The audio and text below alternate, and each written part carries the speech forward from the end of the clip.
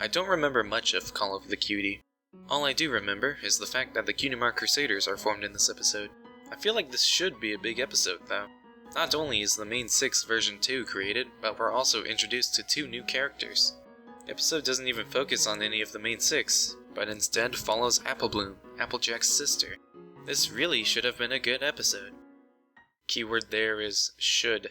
Let's get right into it, shall we? The episode begins with a shot that looks really bad out of context. We then see Applebloom attending school, where we're given some world building, specifically about cutie marks. Cutie marks are a representation of what makes a pony unique. Ponies aren't born with cutie marks, but they get it when they discover what they're meant to do.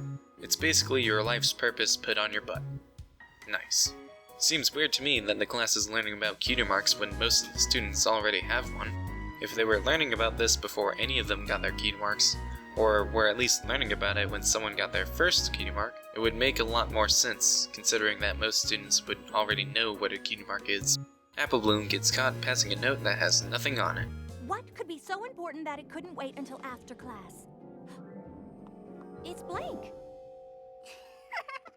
Remind you of any pony.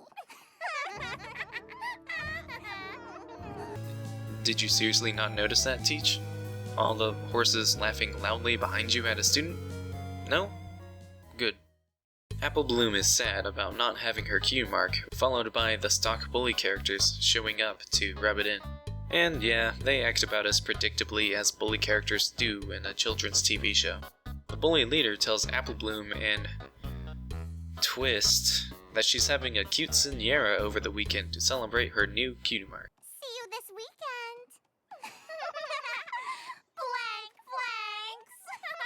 Blank. You probably won't, actually, after that comment, but keep your hopes up. Chekhov's party and all.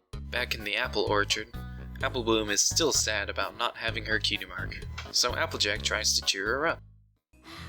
Come to think of it, Granny Smith was the last one in her class too. Huh. Same with Big Macintosh. So is getting your cutie mark partially hereditary? Specifically when it comes to when you actually get your cutie mark? Doesn't that ruin the idea that you get your cutie mark when you discover who you are?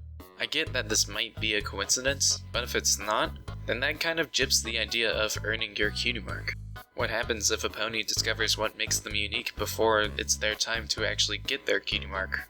Do they just not get it for a while? This talking horse show makes no sense sometimes. Surrounded by apples, Applebloom gets the idea that her cutie mark probably has to do with apples. So she joins Applejack in selling them in Ponyville. Seeing as how this is her first time selling apples, it doesn't go over too well. The humor in the scene is more miss than hit for me. In fact, the only part that got a laugh out of me was this. There'll be 4 bits. I didn't put those in my bag. What kind of a voice is that? Instead of giving her sister tips on how to sell apples, or encouraging her to try again some other time, Applejack just fires her own sister. I get that she lost some business, but no second attempt? Really? Applejack tells her downtrodden sister to meet with the only other student in class who doesn't have a cutie mark, Twist. Now, I know in the past I've ragged on Spike for being a bad character, but honestly, he really isn't that bad. Sure, he can be annoying, but at least he's usually willing to help out Twilight and offer assistance. Twist, on the other hand, is my least favorite character in the whole show.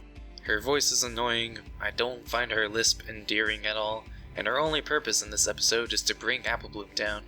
At least the stock bully characters have a purpose in the fact that they are the antagonists. Twist just has nothing.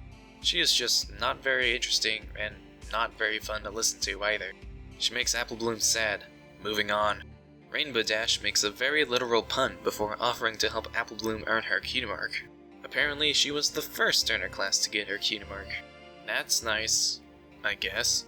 They decide to try out as many things as possible as fast as they can. Since this is Applebloom's first attempt at all of these things, she fails and immediately gives up. Well, actually, it looks like she did just fine at roller derby, but not fine enough, apparently. Applebloom is about to give up again when Pinkie Pie tells her to eat some cupcakes. Oh hey, a song! Oh, it's over. Oh. I mean, it's an okay song, but it just comes and goes so quickly that it doesn't really stick. Applebloom actually tries baking cupcakes a few times, but just isn't cut out for it.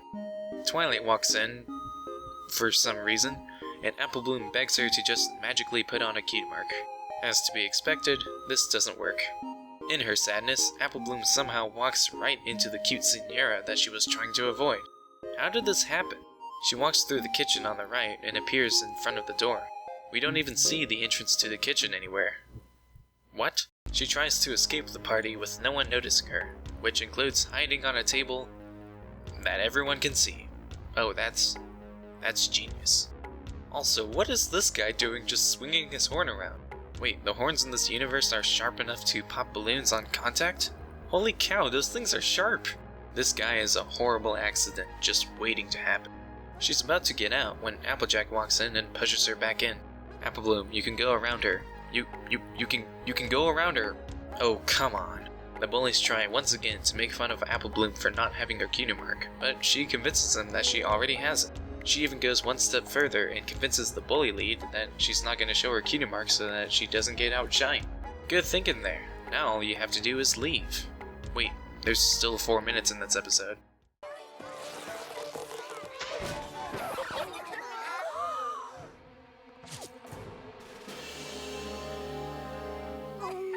Yeah, I thought so. Apple Bloom is about to be made fun of by the whole group of people at this party when suddenly 2 other fillies show up. This is Scootaloo and Sweetie Belle. They're also in Apple Bloom's class, but not really because they don't have enough seats for them and they weren't there at the start of the episode, who also don't have their cutie marks. They explain that it's okay for Apple Bloom to not have a cutie mark yet, and the bullies back off since the rest of the party seems to side with the 3 new friends. I'm aware that it may sound like I totally hate this episode, but I don't. This is easily the best part of the episode because it's followed by the 3 friends making a club called the Cutie Mark Crusaders. Personally, I like the idea of the CMC. It's good to show the younger audience that it's okay to not know what you want to be when you're older, because there's so much stuff to do and try out in this world. It creates a dynamic where the younger audiences can look up to the main 6 and relate to the Cutie Mark Crusaders. Considering that this is a TV show that's targeted at younger audiences that's also trying to teach them morals, I'd say this is a perfect setup when it comes to characters. Anyway, Apple Bloom, Sweetie Belle, and Scootaloo form the Cutie Mark Crusaders, Twilight stares at them for a bit, and then writes a letter to Celestia. The end. This should have been an impressive episode. A new main character group is made, we're introduced to 2 new characters, and it even centers on a character that hasn't gotten the spotlight entirely to themselves yet. However, all of that loses its impact when there's just so much stuff happening in the episode. Nothing really develops or sticks in this plot, as everything just keeps moving forward from one event to the next. The bullies are uninteresting, Twist is the worst, and at times it just feels like things happen in this plot. I really wanted to like this episode because it introduces the CMC, but I just can't. If you're rewatching it, I'd say just skip to the end after the first few scenes, because that's ultimately the only worthwhile bit of the episode. But that's all I have to say about Call of the Cutie. Until next time, goodbye.